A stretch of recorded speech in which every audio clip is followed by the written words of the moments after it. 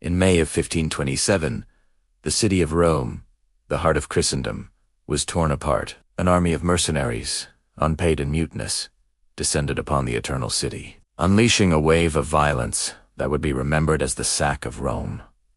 For weeks, the city was plundered, its citizens terrorized, and its sacred places desecrated. This event was a geopolitical catastrophe, a turning point in the Italian wars. But it was also a deeply human tragedy, and hidden within the grand narrative of popes and emperors are the stories of ordinary people caught in the crossfire. Today, we are going to uncover one of the most harrowing and often overlooked accounts from that terrible time, the ordeal of the nuns of Rome. These women had dedicated their lives to quiet contemplation, prayer, and service, living within the secluded walls of their convents. Their world was one of routine, faith, and peace, deliberately set apart from the chaos of secular life.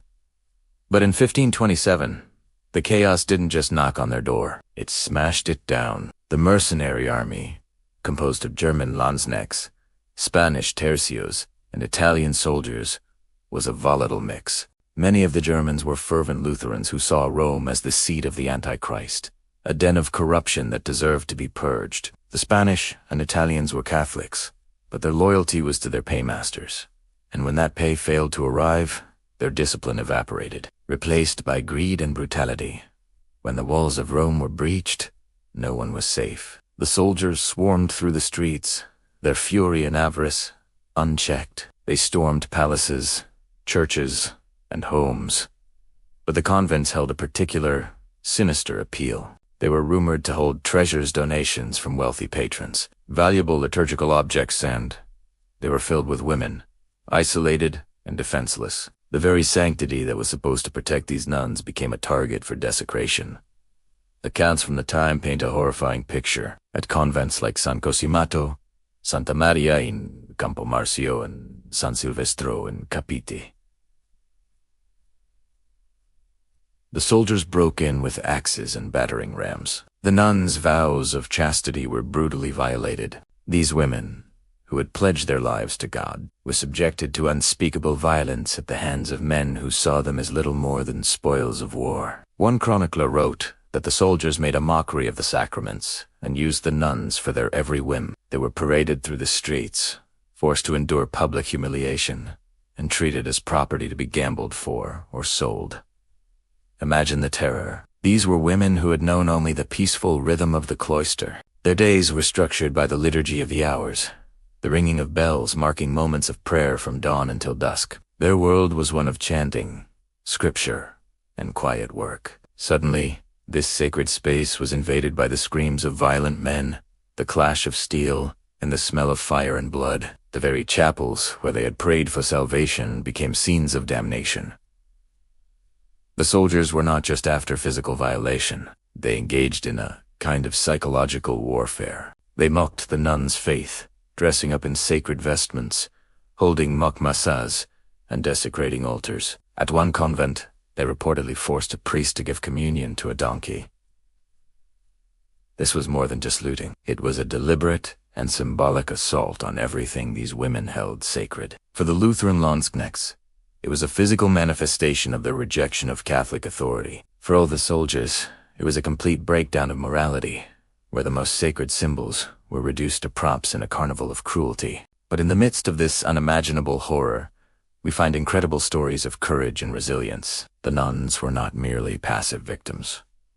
They resisted in the ways they could. Some tried to barricade themselves in, using furniture and their own bodies to hold the doors against the onslaught. Others tried to hide, seeking refuge in cellars, attics, or secret passages within their sprawling convent complexes. There are accounts of abbesses who confronted the soldiers, attempting to reason with them or offer them the convent as treasures in exchange for the safety of their sisters. These acts, often futile, were nonetheless acts of immense bravery. Their faith, which was so viciously attacked, also became their greatest source of strength. In the face of utter degradation, many nuns clung to their spiritual beliefs as a lifeline. They prayed not just for their own survival, but for the souls of their tormentors. They found solidarity in their shared suffering, comforting one another, tending to the wounded, and trying to maintain some semblance of their community, even as it was being torn apart. This spiritual fortitude is a testament to the depth of their devotion. They believed in a divine order even when the world around them had descended into pure chaos. Their bodies could be broken, but for many, their spirits could not. When the sack finally ended, after weeks of relentless horror, Rome was a shadow of its former self. The population had been decimated. The city was filled with corpses, rubble, and the stench of decay. For the surviving nuns, the ordeal was far from over. They had to rebuild their shattered lives and their desecrated homes. Many convents were left in ruins, their treasures gone, their communities scattered. The physical and psychological scars would last a lifetime. Many women had been carried off by soldiers and were never seen again. Those who remained had to contend with trauma, illness, and the social stigma of what they had endured. In the aftermath, a debate raged about what to do with these women. Some in the church hierarchy, tragically, viewed them as stained or dishonored, questioning their purity. This secondary victimization is a heartbreaking chapter in the story. However, there were also voices of compassion. Many people recognized the nuns' suffering for what it was, a martyrdom of a different kind. Efforts were made to restore the convents and provide support for the survivors. Cardinal Pompeo Colonna, who had initially been an enemy of the Pope and had encouraged the army's advance, was so horrified by the atrocities he witnessed that he spent his own fortune sheltering refugees, including many nuns in his palace. The story of the nuns during the sack of Rome is a microcosm of the brutal reality of war. It strips away the romantic notions of glorious battles and heroic generals and reveals the true cost, which is always paid by the innocent. It shows us that in times of conflict, the institutions and vows meant to provide sanctuary are often the most vulnerable. The walls of a convent, just like the laws of war, are only as strong as the morality of those outside them. Why is it so important to remember this specific, painful story? Because it forces us to confront the fragility of peace and the depths of human cruelty, but it also reveals the incredible resilience of the human spirit. The nun story is not just one of suffering. It's a story of faith under extreme pressure, of community in the face of destruction, and of quiet courage that deserves to be recognized alongside the louder acts of heroism. Their experience reminds us that history is not just about dates and treaties. It's about people. People who lived, prayed, and dreamed, and whose lives were irrevocably changed by events beyond their control. By learning what happened to them, we gain a deeper understanding of the human cost of conflict. We are reminded that every life is precious, and that the duty to protect the vulnerable is one of our most fundamental responsibilities as a society. The sack of Rome was a catastrophe, but from its ashes, we can find a powerful lesson. The faith and fortitude of these women, their refusal to let their spirits be entirely extinguished by the darkness that surrounded them, is a legacy that echoes through the centuries. It's a quiet testament to the enduring power of hope in the most hopeless of times. Their story deserves to be told, not to dwell on the horror, but to honor their strength and to remember why we must always strive for a world where such horrors can never happen again. Thank you for joining me on this journey back to one of history's darkest moments. If you found this story meaningful, please like this video and subscribe to the channel for more deep dives into the forgotten corners of the past. Your support helps us continue to bring these important stories to light. See you next time. History is filled with grand battles and political maneuvers, but what often gets lost are the deeply personal stories of those caught in the crossfire. Today, we're going to delve into one such story, a harrowing chapter from the 1527 sack of Rome. It's a tale that reveals the brutal reality of war, the vulnerability of the innocent, and the enduring lessons that echo through centuries. This isn't just a story about ancient history, it's a story about human resilience, the failure of leadership, and the urgent need to protect the most vulnerable in times of chaos. Imagine Rome in the early 16th century. It's the heart of the Renaissance, a city of unparalleled art, faith, and culture. Convents dotted the landscape, serving as sanctuaries of peace, prayer, and learning. These were places where women dedicated their lives to contemplation, community, and service. They were supposed to be safe havens, shielded from the violent world outside their walls. But in May of 1527, That illusion of safety was shattered in the most brutal way imaginable. The conflict that led to the sack of Rome was complex, a messy web of political alliances and rivalries. Pope Clement VII had found himself on the losing side of a power struggle against the Holy Roman Emperor Charles V. The emperor's army, a motley crew of Spanish Catholics, German Lutherans, and Italian mercenaries, had been marching down the Italian peninsula. They were undersupplied, unpaid, and seething with discontent. When they arrived at the walls of Rome, their commander was killed, and any semblance of discipline dissolved. What followed was not a strategic military occupation, but a descent into pure anarchy. For days on end, the soldiers, driven by greed and a thirst for violence, rampaged through the city. They looted palaces, desecrated churches, and unleashed unimaginable cruelty upon the citizens of Rome.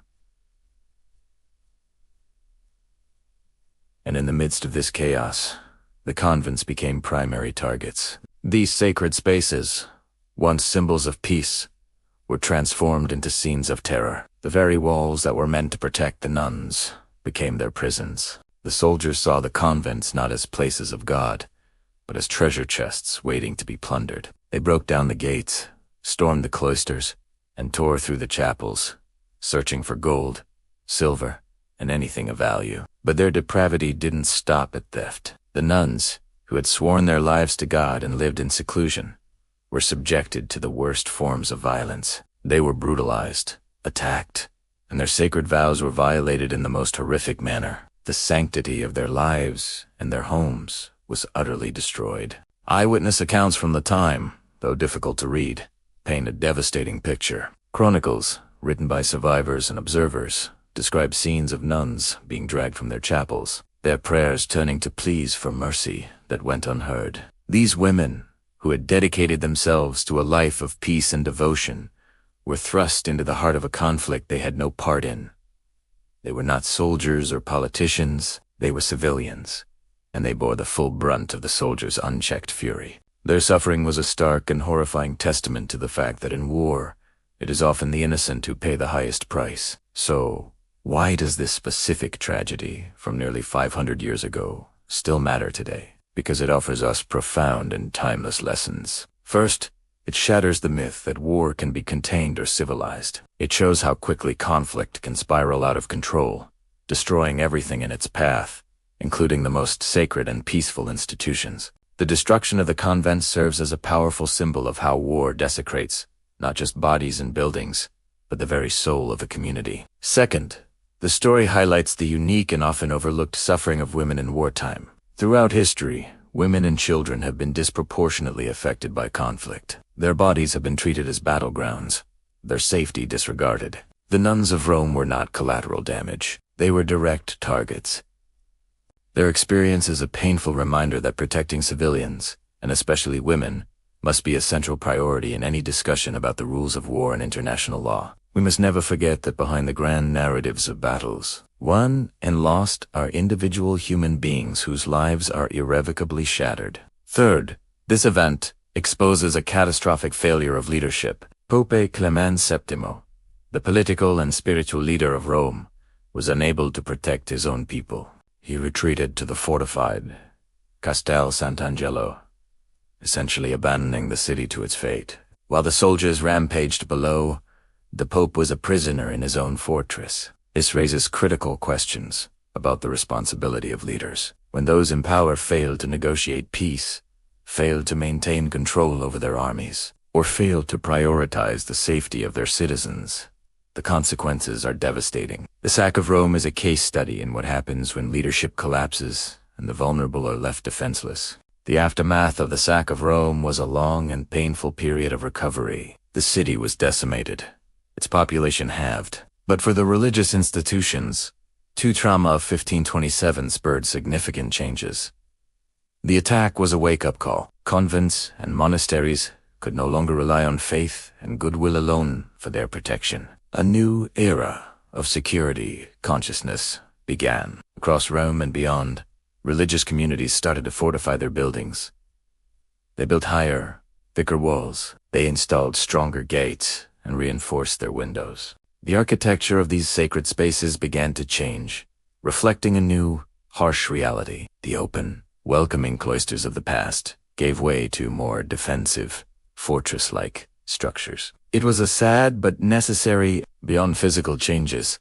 The event forced a strategic rethinking. Communities developed evacuation plans, identifying safe routes and potential refuges in case of future attacks. The idea of staying put and praying for deliverance was no longer seen as a viable strategy. Practical, worldly preparations became just as important as spiritual ones. Furthermore, the relationship between religious institutions and political leaders was forever altered. The trust that had once been placed in princes and popes to protect the church was deeply shaken. Religious orders became more wary, more so. They understood that their survival could not be outsourced to political figures whose priorities might shift with the winds of war. The pain and suffering of the nuns in 1527 became a powerful institutional memory warning passed down through generations to never again be so vulnerable, so trusting, so unprepared. When we study history, it's easy to focus on dates, treaties, and the movements of armies. But stories like this force us to confront the human costs of conflict. By remembering the nuns of 1527,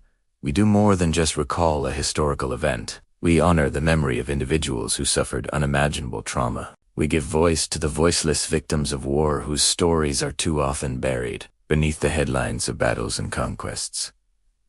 Their story is a powerful moral lesson. It compels us to ask difficult questions about our own world. How do we protect the innocent in modern conflicts? What are our responsibilities as a global community when we see civilians, especially women and children, caught in the crossfire? How do we hold leaders accountable when they fail to prevent such atrocities? The legacy of the sack of Rome and the fate of its nuns is a solemn reminder that the progress of civilization is fragile. It teaches us that peace must be actively built and fiercely protected. It underscores the importance of strong institutions, responsible leadership, and a collective commitment to upholding human dignity, even and especially in the darkest of times. By learning from these dark chapters of our past, we equip ourselves with the wisdom and the moral urgency to work towards a future where history's most tragic mistakes are not repeated.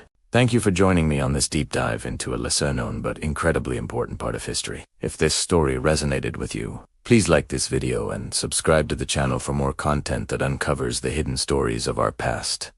And please, share your thoughts in the comments below. Let's continue the conversation. Thanks for watching.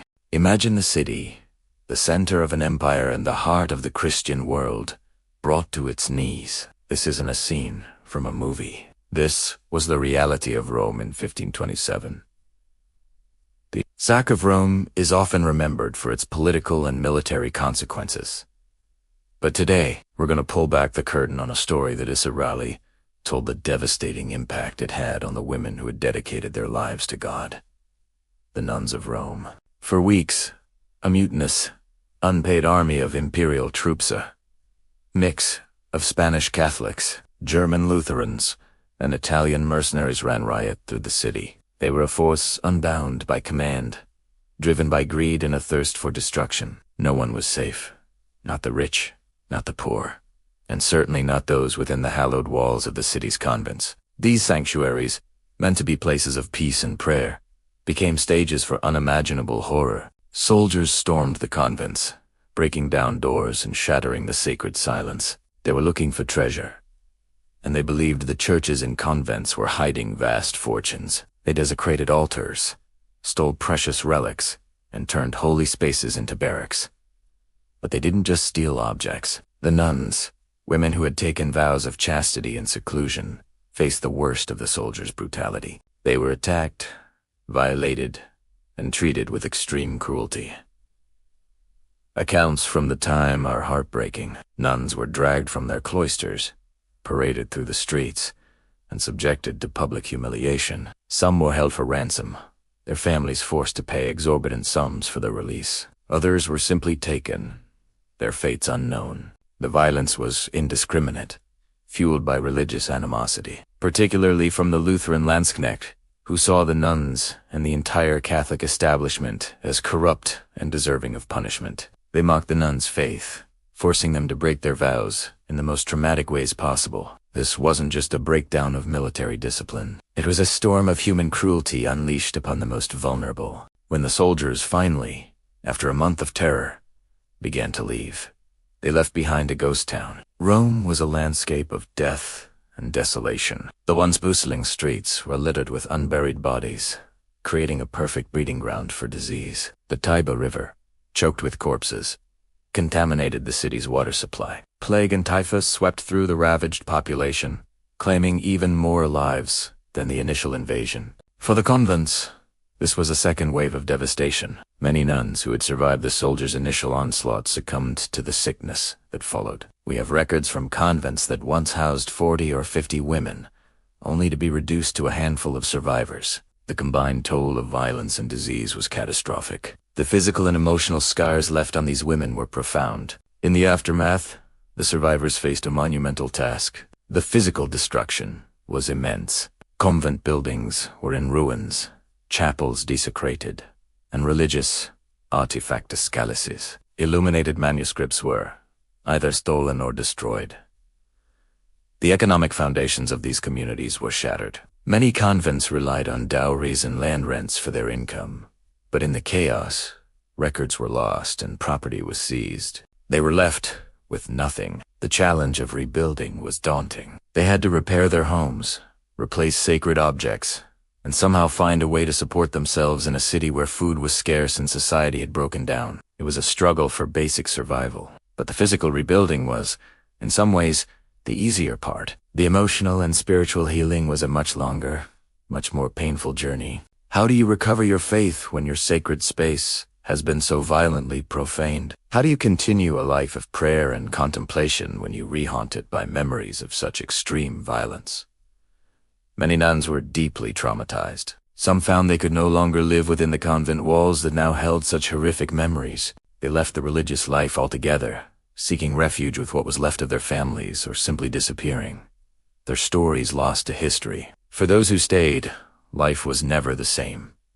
They lived with a constant undercurrent of fear. Every unfamiliar noise, every shadow could trigger the terror they had experienced. Their faith was tested to its absolute limit. They had to find a new way to understand God in a world where their devotion had not protected them. This was a crisis not just of personal safety, but of spiritual identity. The psychological trauma, what we would today call PTSD, was a silent, invisible wound that many carried for the rest of their lives. They had to rebuild their community not just with bricks and mortar, but with shattered spirits and wounded hearts. Once Pope Clement VII, who had been a virtual prisoner in the Castel Sant'Angelo, regained a semblance of control over the city, the Vatican did attempt to provide aid. They sent what supplies and money they could spare to the struggling convents. Church officials documented the atrocities, writing letters that circulated throughout Europe. These accounts served a dual purpose. They were a cry for help, an attempt to garner support for the rebuilding effort.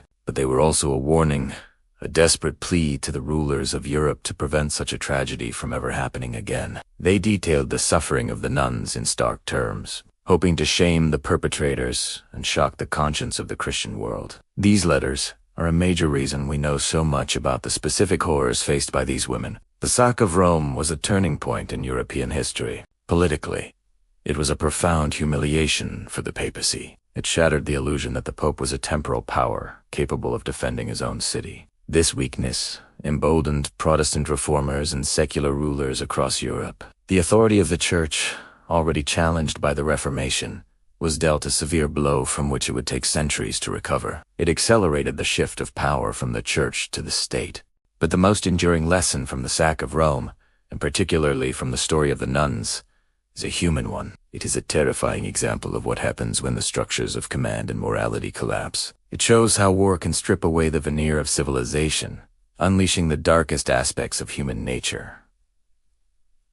The soldiers who pillaged Rome were not just an army. They were a mob, and a mob has no conscience.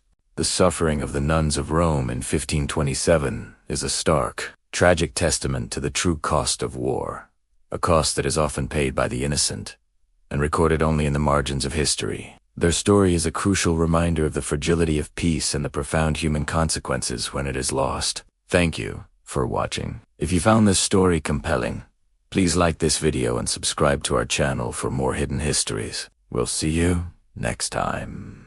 During times of war, Chaos often consumes everything, and no one is safe from the fallout. But what happened to the women who had dedicated their lives to peace, prayer, and serving God? When invading soldiers stormed the city, the nuns in their convents found themselves facing a nightmare they could never have imagined. Today, we're going to explore the forgotten story of their suffering, a tale of lost dignity, shattered faith, and incredible resilience. The first thing the soldiers did when they captured the nuns was strip away their authority. In normal times, nuns were highly respected figures. They represented the church, a powerful and revered institution. But these soldiers were different. They held a deep-seated anger, not just at the enemy army, but at the Pope himself, who had failed to pay them. They were hungry, desperate, and they blamed the church leaders for their misery. In their eyes, anyone associated with the church, including the nuns, became a target for revenge. The soldiers saw the convents not as holy places, but as treasure troves. Some held the nuns hostage, demanding enormous ransoms for their release. Convents that were too poor to pay faced even harsher treatment. The soldiers would storm in and force the nuns to give up every single valuable item they possessed. This wasn't just about gold and silver. They took personal rings, precious rosarios, and silver cups used for communion. They even tore down and carted off entire altars. For the nuns, watching these holy objects being desecrated was a source of immense emotional pain. These weren't just things. They were symbols of their entire way of life, their connection to God. Many broke down, weeping as they watched their sacred spaces being violated. In the face of this brutality, some convents tried to negotiate. Older, respected nuns would step forward, bravely facing the armed soldiers. They would plead with them, offering whatever gold or money they had, begging them to take the wealth but leave the sisters unharmed. Sometimes, these desperate negotiations worked. A compassionate commander or a group of soldiers satisfied with their loot might agree and move on. But more often than not, their pleas fell on deaf ears. The soldiers, consumed by greed and rage, would ignore them completely and continue their rampage. Beyond the looting, the soldiers seemed to take a cruel pleasure in humiliating the nuns. They targeted the very symbols of their faith and devotion. They would mock their religious vows of chastity and humility. In a deeply degrading act, they forced the nuns to remove their veils, the public symbol of their commitment to God.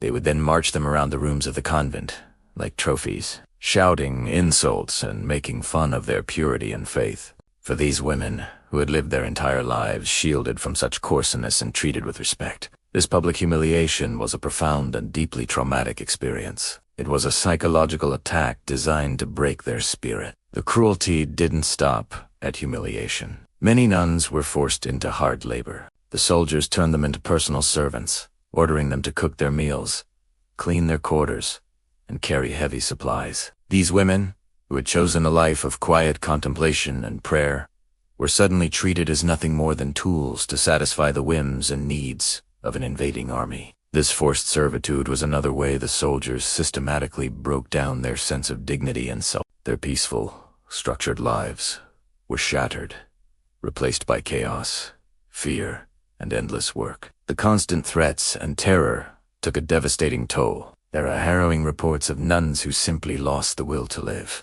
The shock, fear, and sheer exhaustion were too much for some to bear.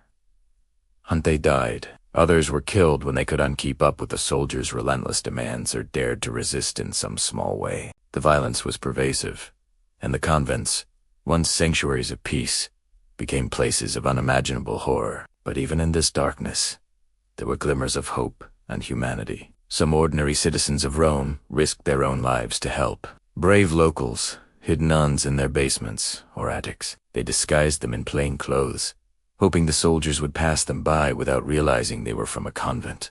A few courageous priests secretly guided small groups of nuns through the dangerous streets to hidden safe houses outside the main areas of conflict. In very rare instances, a soldier, perhaps moved by pity or guided by his own moral compass, would intervene to protect a group of nuns from his comrades. But these acts of kindness were tragically few and far between, a small flicker of light in an overwhelming darkness. The scale of the violence was simply too massive for these individual acts to make a widespread difference. The psychological trauma the surviving nuns endured was enormous and long. After the soldiers finally left and the semblance of order was restored. Many of the survivors found they could not simply go back to their old lives. The scars were too deep. Some were so traumatized that they lost the ability to speak for months, a condition we might now recognize as a severe response to trauma. Others found their faith shattered. They couldn't bring themselves to pray, feeling that God had abandoned them in their darkest hour. Many convents never fully recovered from the loss of life, the destruction of their property, and the deep spiritual wound that had been inflicted. Although exact numbers and records are scarce, letters and diaries written by the survivors paint a vivid and heartbreaking picture of what they went through. What they faced wasn't just physical danger or the loss of their possessions. It was something far deeper. It was the complete destruction of their spiritual safety, their emotional peace, and the very holiness of the life they had dedicated themselves to protecting. Their story is a powerful reminder of the hidden victims of war and the resilience of the human spirit in the face of unimaginable suffering. Thank you so much for joining me to learn about this difficult but important piece of history. If you found this story moving, please like this video and subscribe to the channel for more untold stories from the past. See you next time. Imagine a life of perfect quiet, a world sealed off from the chaos of the everyday. This was the reality inside a convent before the storm broke. For the nuns who lived there, each day followed a rhythm as old as the stones of their home. It began with prayers at sunrise, the first light filtering through stained glass windows, painting the chapel in hues of gold and rose. Their day was a tapestry woven from simple threads, humble meals shared in silence, the gentle sweeping of stone floors, hours spent poring over sacred scriptures, and the harmonious rise and fall of their voices in song. For many of these women, their entire world was contained within these walls. The only men they had ever known were their fathers, brothers, or the priests who guided their spiritual lives. Their existence was a bubble of peace, a sanctuary deliberately separated from the passions and conflicts of the outside world. But one day, the distant rumble of war became a deafening roar at their gates. The sack of the city had begun, and the convent's sacred peace was about to be shattered forever. It didn't take long for the invading soldiers, driven by greed and the frenzy of conquest, to realize that these holy places were not empty.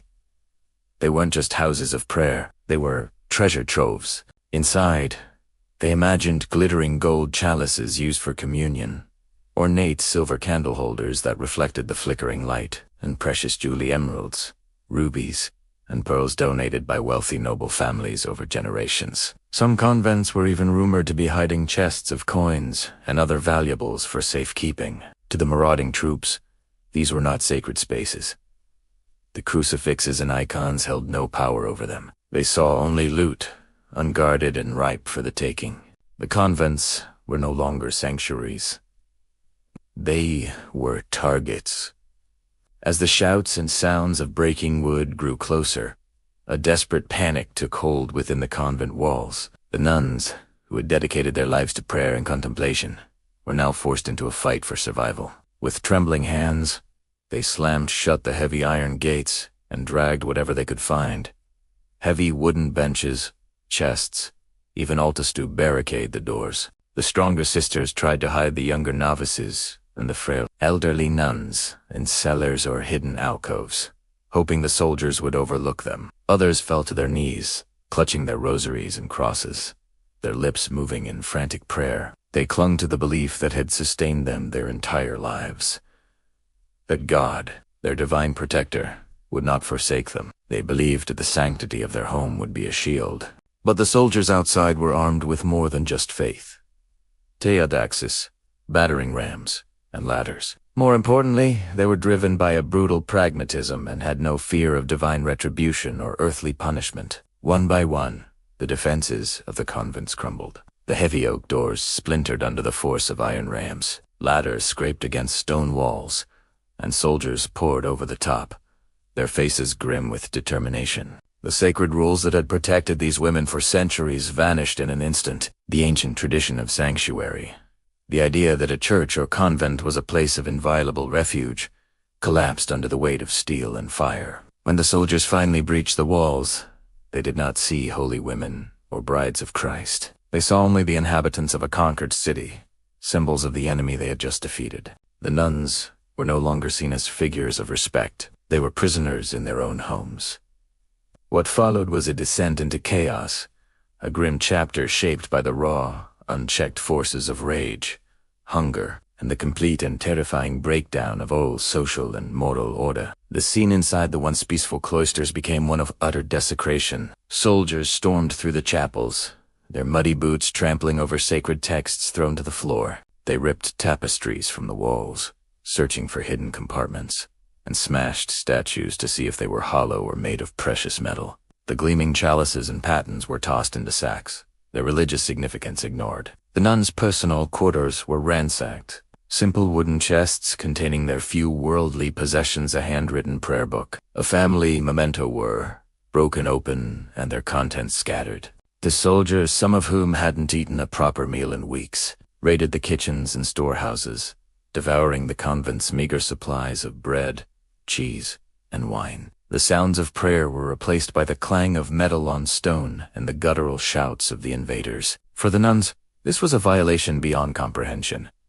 They were not just losing their possessions, they were watching the heart of their world being torn apart. These objects were not mere things. They were instruments of their faith, symbols of their devotion. The chalice was not just gold, it was the vessel that held the blood of Christ. The scriptures were not just paper and ink, they were the word of God. To see them treated with such contempt was a spiritual wound far deeper than any physical threat. Many nuns tried to resist in their own way. An abbess might stand defiantly before the altar, trying to shield it with her own body. A young sister might try to snatch a stolen crucifix from a soldier's hand. But their resistance was futile. They were unarmed and outnumbered, their moral authority meaningless to men who operated by the law of the sword. The psychological impact of this invasion was devastating. These women had been taught that their vows and their devotion placed them under God's special protection. The convent was meant to be a fortress, not of stone, but of faith. When that fortress was breached so easily, it triggered a profound crisis of belief. How could God allow this to happen? Where was the divine intervention they had prayed for? For some, their faith was shattered, leaving them adrift in a sea of despair. For others, it was tested to its absolute limit, forcing them to find a new, grimmer understanding of God's will in a world filled with suffering. The invaders had not just broken down their doors. They had broken down the very foundations of their spiritual and psychological world. The trauma of those hours would haunt the survivors for the rest of their lives, a permanent scar on their souls. In the aftermath, as the smoke cleared and the soldiers moved on to other parts of the city, the true extent of the devastation became clear. The convents were left in ruins, altars were overturned, relics were scattered, and the sacred silence was replaced by an eerie, desolate quiet. The survivors, emerging from their hiding places, were faced with an almost impossible task: to rebuild not just their physical home, but their shattered community and their broken faith. They had to care for the injured, comfort the grieving, and somehow find the strength to pick up the pieces of their lives. The attack on the convents was more than just an act of plunder. It was a symbolic act of conquest, a brutal demonstration that in the chaos of war, nothing is sacred. It served as a horrifying reminder that even the most dedicated lives of peace and prayer are not immune to the violence that lurks in the human heart. The story of what happened within those walls is a somber testament to the fragility of peace and the terrible cost of conflict, a story that echoes through history to this day. Thank you for watching. If you found this glimpse into a forgotten aspect of history compelling, please like this video and subscribe for more stories that explore the hidden corners of our past. To understand why nuns, of all people, became tragic victims during one of history's most brutal events, we first have to ask a bigger question. Why was Rome, the heart of Christendom, attacked in the first place? Let's rewind to the early 1500s. Europe was a powder keg of conflict, and two massive powers were locked in a struggle for dominance. The Pope and the Holy Roman Emperor. On one side, you had Pope Clement VII. He was the head of the Catholic Church, but he was also a political ruler, controlling a big chunk of Italy, called the Papal States. He was deeply worried about the growing power of the Holy Roman Emperor, a young but incredibly influential man named Charles V. Charles's empire was enormous, stretching from Spain to Germany to parts of the Americas. If he managed to control Italy too, the Pope would essentially be his puppet. Clement couldn't let that happen. On the other side was Charles V. He saw Pope Clement as a shifty, unreliable politician who was constantly scheming against him. And he wasn't entirely wrong. The Pope had been making and breaking alliances, trying to play different European powers off each other to keep Charles in check. This created a toxic atmosphere of mistrust and political tension. Promises were broken, secret deals were made, and both sides felt betrayed and cornered. It was a high-stakes chess game for the soul of Europe. But this political drama was happening far away from the men who would actually do the fighting. The Emperor's army in Italy was in a terrible state. Imagine tens of thousands of soldiers, far from home, who hadn't been paid in months. They were starving, their clothes were in rags, and they were seething with anger and desperation. These weren't the professional, disciplined soldiers you might picture. Many of them were mercenary soldiers of fortune from Germany, Spain, and Italy, who fought for whoever paid them. Their loyalty wasn't to a flag or a king. It was to the next paycheck. And when that paycheck stopped coming, all hell broke loose. Discipline completely evaporated. The commanders, who were supposed to be in charge, lost all control over their men. The army became a massive, angry mob on the move. They started marching south through Italy, a ravenous beast consuming everything in its path. They left a trail of destruction, looting towns and terrorizing the countryside. Disease, like typhus, spread through their ranks, making them even more desperate and dangerous. They were no longer an army, they were a plague. And what was the ultimate prize for this rampaging horde? Rome, the Eternal City. It wasn't a strategic military objective. Their leaders didn't order them to go there as part of some grand plan. No, Rome became the target for one simple reason.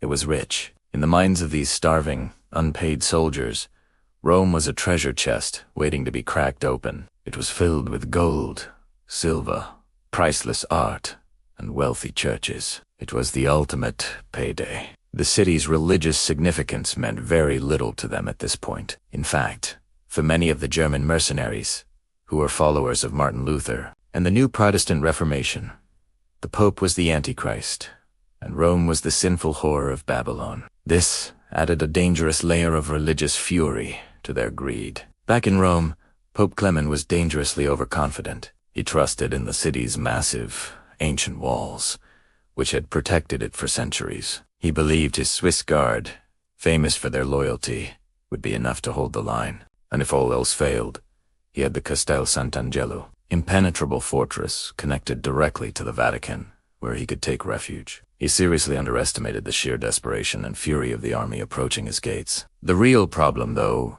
wasn't just the strength of the enemy outside, but the weakness within Rome itself. The city was rife with corruption. Its leadership was divided. The local militias that were supposed to defend the walls were poorly trained and disorganized. When the imperial army, this chaotic mix of Spanish veterans, Herman Landsknechts, and Italian fighters, finally appeared before the walls of Rome in May of 1527, the city was tragically unprepared. So you have this perfect storm brewing. You have the bitter political rivalry between the Pope and the Emperor. You have a massive army of angry, starving mercenaries who haven't been paid and are driven by greed and religious zeal. You have a city that is fabulously wealthy, but shockingly undefended. It was a disaster waiting to happen. The fuse was lit, and the bomb was about to go off. And when that storm finally broke, when the sack of Rome began, the chaos was unimaginable. The soldiers poured into the city like a flood, and their violence was indiscriminate. But in the midst of this citywide nightmare, the people who lived in convents and monasteries, places that should have been sanctuaries, found themselves in the direct path of the horror. These nuns and monks were seen not as holy people to be protected, but as symbols of the corrupt Roman Church that had failed to pay the soldiers. Their convents were believed to hold hidden wealth, making them prime targets for looting. The soldiers, freed from any moral or military restraint, broke down the doors of these holy places. They weren't just looking for gold. They were fueled by a rage that had been building for months. For them, the nuns represented the wealth and power of the very institution they blamed for their suffering. The sanctity of the convent walls meant nothing. In fact, violating that sanctity became part of the horrifying point. The attack on the nuns was a symbolic act of defiling everything the papacy stood for. They were the most vulnerable targets in a city that had lost all semblance of law and order. Their faith, their vows, and their seclusion offered them no protection. Instead, it made them a focal point for the invaders' cruelty, a tragic consequence of a conflict that began in the halls of power but ended in the desecration of the sacred. This is the grim reality of why these women of God became victims. It wasn't a specific military order. It was the terrifying result of what happens when politics, greed, and religious hatred combine, and an army is let off its leash. Thank you for watching, and if you found this exploration of history insightful, please consider liking this video and subscribing for more deep dives into the past. See you next time. Imagine Rome in 1527. The city is a dazzling center of art, faith, and power. But in May of that year, this splendor was shattered. An unpaid, mutinous army of imperial soldiers descended upon the city, and for weeks, Rome was subjected to one of the most brutal sacks in its long history. We often hear about the popes, the artists, and the soldiers involved. But what about the women who lived in the city's convents? What happened to the nuns when the walls of their sacred homes were breached? This is the story of their forgotten ordeal, a story that reveals the terrifying reality of war, where no one and no place is truly safe. To understand their fate, we first need to understand the world they lived in. In the 16th century, convents were not just places of prayer. They were complex social institutions. Many nuns were from noble families, placed in convents for political or economic reasons. These convents were often wealthy, holding land, art, and treasure. They were seen as sanctuaries, protected not just by high walls but by the sacred vow of the women inside. The nuns were considered brides of Christ, and an attack on them was an attack on God himself. This belief was supposed to be their ultimate shield, but during the sack of Rome, that shield proved to be tragically fragile. The army that attacked Rome was a volatile mix of Spanish Catholics, German Lutherans, and Italian mercenaries. They were united by one thing: they hadn't been paid. Their rage was directed at Pope Clement VII, but it quickly spiraled into a frenzy of greed and destruction that consumed the entire city. The Hermann Landsknecht, many of whom were fervent followers of Martin Luther, saw Rome as the seat of the Antichrist. For them, desecrating its holy places was a righteous act. They stormed into churches, mocked religious ceremonies, and turned sacred spaces into stables and taverns. It was in this environment of fury and chaos that they turned their attention to the convents. The soldiers broke down convent doors with axes and cannons. For the nuns inside, this was a moment of unimaginable terror. These were women who had dedicated their lives to seclusion and prayer, suddenly faced with a violent, armed mob. The soldiers were driven by a lust for treasure. They ransacked the convents, stealing precious chalices, crucifixes, and any valuables they could find. But their violence didn't stop at theft. The sanctity of the convents meant nothing to them. In fact, for many, violating these sacred spaces was part of the point. The nuns were subjected to horrific abuse. They were captured and held for ransom, with their families forced to pay exorbitant sums for their release. If the ransom wasn't paid, the consequences were devastating. Many were brutally attacked within the walls of their own convents, the very places they believed would keep them safe. Eyewitness accounts from the time, though often trying to be discreet, paint a clear picture of widespread suffering. Nuns were dragged through the streets, sold to the highest bidder in mock auctions, were forced into servitude. Their sacred vows were openly mocked, and their bodies were treated as just another spoil of war. Let's look at a specific example.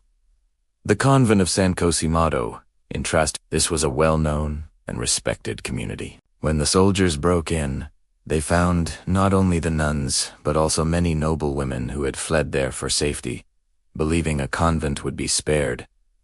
The soldiers showed no mercy. They captured everyone, holding them for ransom. The same thing happened at the convent of San Silvestro in Capite, where the nuns endured weeks of terror, trapped with their captors. Accounts tell of nuns trying to fight back or escape, only to be met with even greater violence. The psychological trauma was as devastating as the physical harm. These women had their faith, their identity, and their sense of safety completely shattered. They had been taught that their devotion made them untouchable, that God would protect them. When that protection failed so catastrophically, it created a deep crisis of faith. How could God allow this to happen in His holy city? To His devoted servants, many survivors were left grappling with this question for the rest of their lives. The shame and stigma they carried was immense, in a society that placed enormous value on female purity. Especially for nuns, the victims were often blamed or seen as tainted by their experience. The social fallout was equally severe. When the sack finally ended and some semblance of order returned, many nuns found themselves homeless. Their convents were destroyed, their communities scattered. Some tried to return, but their homes were in ruins. Others were too traumatized to go back. Many were left destitute, with no family or support system to turn to. Some survivors were even rejected by their own religious orders, who feared the scandal or the impurity they might bring to the community. Imagine surviving such an ordeal only to be cast out by the very people you considered family. However, amidst the horror, there were stories of incredible resilience. Some nuns managed to escape. The chronicle of one convent, Santa Maria in Campo Marcio, tells of how the nuns fled just before the army arrived, finding refuge in a nearby palace. There were also brave individuals who tried to help. The ambassador of Mantua, for example, paid ransoms for many nuns and sheltered them in his own home. These acts of courage, though small against the tide of violence, show that humanity was not entirely lost. Some survivors dedicated their lives to helping others who had suffered. They rebuilt their communities from the ashes, their faith tested but ultimately not extinguished. The aftermath of the sack of Rome had a lasting impact on the Catholic Church and its convents. The event was a brutal wake-up call. It revealed the vulnerability of religious institutions in a world of political and military conflict. In the years that followed, there was a push for reform. The Council of Trent, which began a few years later, implemented stricter rules for convents, enforcing what was known as clausura, or strict enclosure. The idea was that by completely sealing nuns off from the outside world, they could be better protected from future violence. While well-intentioned, this also meant that nuns lost a great deal of the freedom and influence they once had. Their world became much smaller. So, why does this dark chapter of history still matter today? The story of the nuns during the sack of Rome is a powerful reminder of the human cost of war. It shows how conflict doesn't just destroy buildings and armies. It shatters lives, communities, and belief systems. It forces us to confront the uncomfortable truth that in times of war, the lines between sacred and profane, protected and vulnerable, can be erased in an instant. The nuns of 1527 were not just abstract symbols of faith. They were real women who faced an unimaginable nightmare.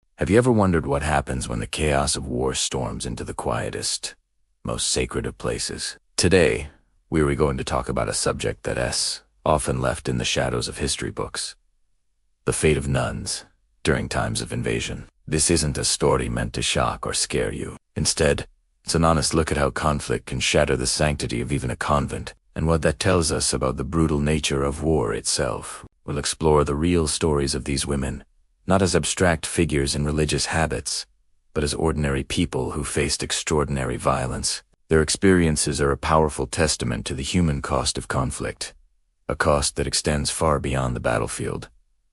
Let's first set the scene. Imagine a life dedicated to prayer, service, and community. For centuries, convents were more than just religious houses. They were centers of education, healthcare, and charity. They were sanctuaries, not just for the women who lived there, but for the communities they served. Nuns ran schools, hospitals, and orphanages. They were often highly educated, skilled administrators, and pillars of their local societies. Their lives were structured, peaceful, and devoted to a higher purpose. This perceived separation from the secular world gave them a unique status, a sense of being protected by their faith and their role in society. But when an invading army marches in, these traditional protections can evaporate in an instant. History is filled with harrowing examples. During the brutal wars that tore through Europe, from the 30 Years' War to the Napoleonic campaigns, convents were frequently targeted. Why? Well, there were several reasons, none of them righteous. First, convents were often seen as symbols of the old order, the very power structure that an invader or revolutionary force sought to overthrow. If an army was anti-clerical or belonged to a different faith, nuns and priests became direct ideological targets. Their religious identity made them enemies in the eyes of the aggressors. Destroying a convent wasn't just about military strategy. It was about erasing a cultural and spiritual landmark. It was a violent statement against the beliefs and values of the conquered people. Second, there's the grim reality of resources. In the chaos of war, armies need supplies, and they often take them by force. Convents, with their food stores, livestock, and sometimes hidden valuables, were seen as easy targets. Soldiers, far from home and often operating with little oversight, would loot these places with impunity. The nuns, committed to nonviolence and with no means to defend themselves, were completely vulnerable. Their vows of poverty meant little to a desperate soldier looking for plunder. What was once a community's safety net became a treasure chest for invaders. But the most devastating aspect of these attacks was the personal violence inflicted upon the nuns themselves. These women, who had sworn vows of chastity and dedicated their lives to God, faced the worst of humanity. The soldiers who overran their convents often saw them not as holy women, but simply as women, and in the lawless environment of war, that made them targets for unspeakable brutality. The very symbolism of their purity could, perversely, make them more desirable targets for aggressors seeking to defile and dominate. The stories that have survived are heartbreaking. Take, for instance, the accounts from the Spanish Civil War. Nuns were dragged from their convents, publicly humiliated, and subjected to horrific violence by anti-clerical militias. Their sacred vows were mocked, their faith used as a justification for their persecution. They were killed not for anything they had done, but for what they represented. Similarly, during World War II, the Red Army's advance into Eastern Europe saw widespread attacks on religious institutions. In places like Prussia, Hungary, and Poland, countless nuns suffered at the hands of soldiers. Their convents were ransacked, and the women inside were treated as spoils of war. One particularly well-documented and tragic event is what happened in Nanjing in 1937. During the Japanese invasion of China, the city endured a period of mass murder and violence. Foreign missionaries and clergy who were present at the time, including those at Jinling College, tried to establish a safety zone to protect civilians. Nuns from various orders worked tirelessly alongside others to shelter thousands of refugees, mostly women and children. They turned their convents and mission compounds into sanctuaries. However, the soldiers repeatedly breached these safe zones. The nuns stood guard at their gates, trying to reason with armed men, using their bodies as shields to protect the terrified people inside. Minnie Botrin, an American missionary educator at Jinling, wrote in her diary about the constant terror. She described how soldiers would climb over the walls day and night, and how she and the Chinese staff would have to confront them, trying to prevent them from taking the young girls hiding there. The nuns faced down soldiers, pleaded with them, and in many cases, were beaten or worse for their efforts. Their bravery was immense, but they couldn't stop every incursion. The suffering they witnessed and endured was immense. Their story reveals a crucial point.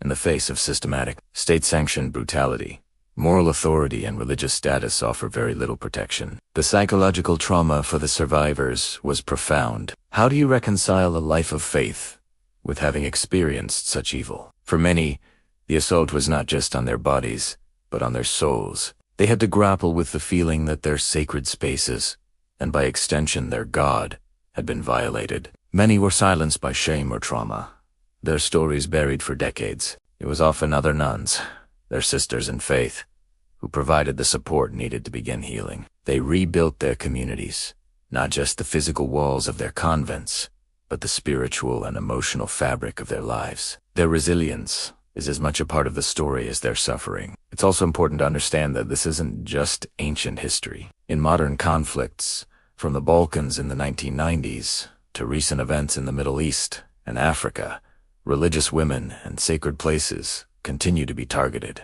The pattern is tragically consistent. When society breaks down, The protections afforded by civilization crumble, and those who are perceived as vulnerable often suffer the most. Nuns, by the very nature of their calling, are often on the front lines of humanitarian crises, running clinics and refugee centers. This puts them directly in harm's way. Their commitment to serve others makes them both beacons of hope and targets for those who wish to spread terror. So why is it important to talk about this? Because these stories force us to confront the true face of war. It's not just about soldiers and tactics. It's about the systematic destruction of everything that holds a society together: faith, community, safety, and dignity. The experiences of these nuns show us that in war, there are no real sanctuaries. The battlefront can be anywhere: a field, a city, street, or even a chapel. By remembering what happened to them, we honor their suffering and their courage. We acknowledge that they were not just collateral damage. They were individuals whose lives, beliefs, and bodies were turned into a battleground. Their stories also serve as a powerful warning. The hatred and dehumanization that lead to such atrocities don't appear overnight. They are cultivated by politics, propaganda, and a culture of intolerance. When we see religious groups being vilified, when we hear language that paints them as the other, we are seeing the seeds of future violence being sown. Understanding this history helps us recognize the danger signals in our own time. In the end, the story of nuns in wartime is a microcosm of the human condition. It shows us the depths of depravity that people can sink to, but it also shows us the heights of courage, compassion, and resilience they can achieve. The nuns who stood at the convent gates, who sheltered the desperate, who endured the unthinkable and then worked to rebuild their shattered worlds, they are not just victims. They are witnesses. Their testimony reminds us of the terrible price of hatred and the enduring power of faith in the face of despair. Let's not let their stories be forgotten. Thank you for joining me for this difficult but important conversation. If you found this exploration meaningful, please like this video and subscribe to the channel for more deep dives into the untold stories of history. Your support helps us continue to bring these topics to light. See you next time.